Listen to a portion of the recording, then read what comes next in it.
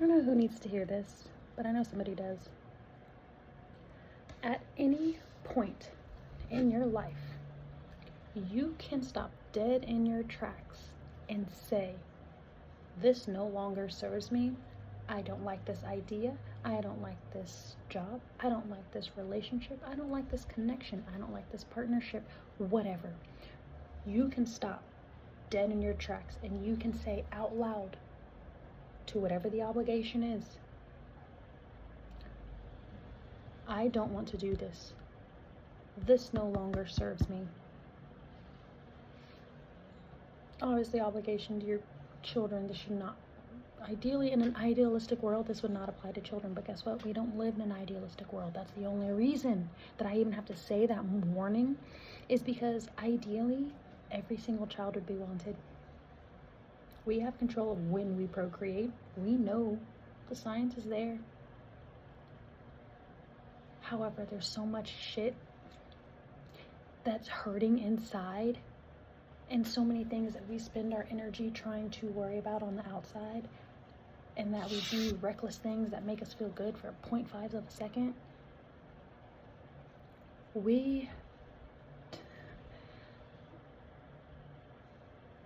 Ideally, there wouldn't be a warning that says you can stop whatever obligation and say this no longer serves me. I shouldn't have to put a PS, your children should be taken care of, because ideally, that's not even a thought. That's not even a question. That's just a given. However, I realize that in reality, that's not how things go. But outside of that brokenness, that is its own monster to deal with. You don't have to justify why something is no longer serving you. All you have to do is respectfully, upfront, directly, communicate that you no longer want to be a part of the mutual agreement.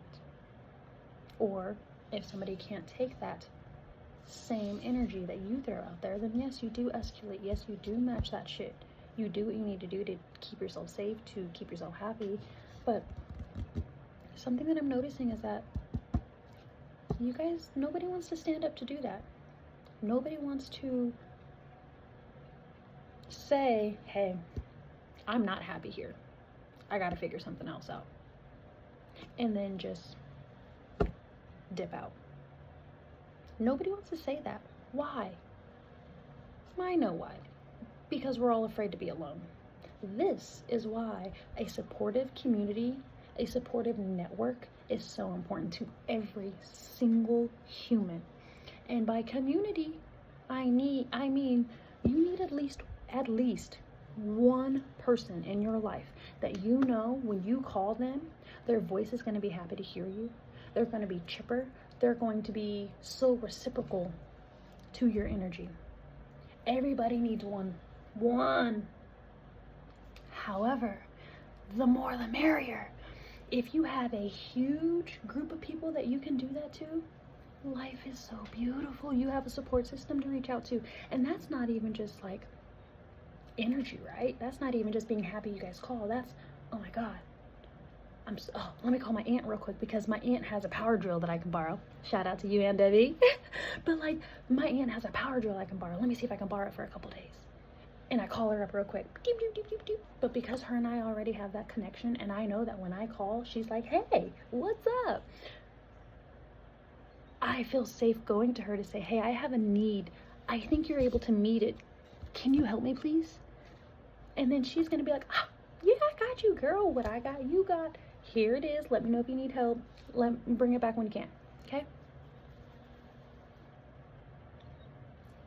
You don't realize the strength that adds to people. You don't realize how life-changing that is for people. Those little bids, those little reach outs, those little reciprocation, because flip side, I was just doing yard work out here with my mom. Shout out to you, Mama. Thank you so much. My front yard looks so amazing now. I was doing bids, I reached out and I was like, oh my God, it took me, that made my yard work cake. Aunt Deb, if you want to do some yard work, call me up. I'm right up the street. Call me, beat me if you want to reach me. If you need me, okay, type shit, right? That is how we thrive. That is the absolute key ingredient to life. You thrive when you have a supportive community, because guess what? Finances don't have to be right. I can have my finances. Girl, take a leap of faith and quit a job on a random Thursday. And I'm sorry. I'm so sorry. I'm sorry. It was nothing personal. I was just a coward. I'm so sorry. There's literally nothing else. I couldn't figure out what to say besides I'm taking a leap of faith and not having a job. So anyways, I've been unemployed, working on shit, right? Deciding what I needed to do. I needed a break. I needed a rest, though.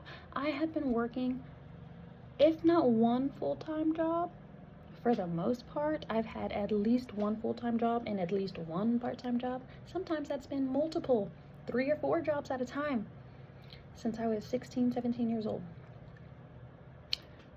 I have never rested. I have always spent every ounce of my energy making money so me and my daughter would be good, so we could survive, so we could do well, right?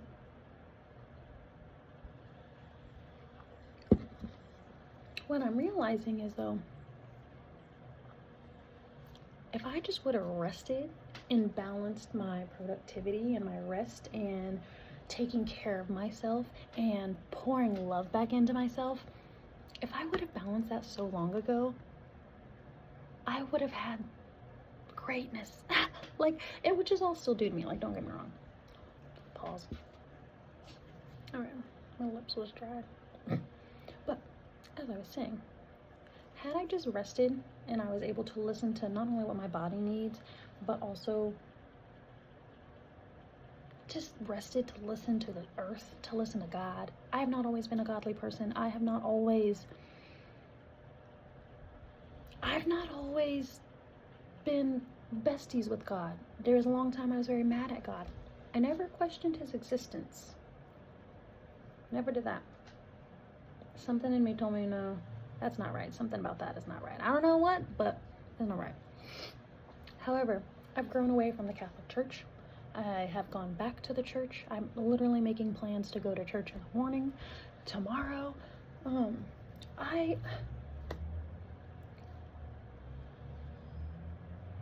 am a person who has gone so far away from God, but has also come full circle to come right back around to him, that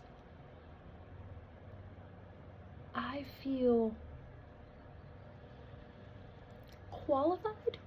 I guess maybe not qualified, but I do feel like I do have some justification, because I've been on the other side where I'm like, yeah, no, whatever, God schmod, you know, he's there, but like, whatever, big dog, I'm making the choices down here. I'm trying to get shit through. Like, right now, you ain't helping me. But I was wrong. I was very wrong. My man has been with me. He's been in me. He has been looking out for me. He has kept me safe when I should not. Well, when I was in very questionable situations with some very, very questionable people that I should not have been in, he was with me. He made sure that I was good. I may have got some bumps and bruises, but he made sure I was never gone. He made sure I was never down for the count, KO, you know what I'm saying? However, I didn't appreciate the things that I saw, that I was protected from. You know what I'm saying? Like, I didn't see it as protection. I saw it as something completely different. Rejection. I saw it as not being wanted. I saw it as all kinds of things. Like, all kinds of things that couldn't have been further from the truth.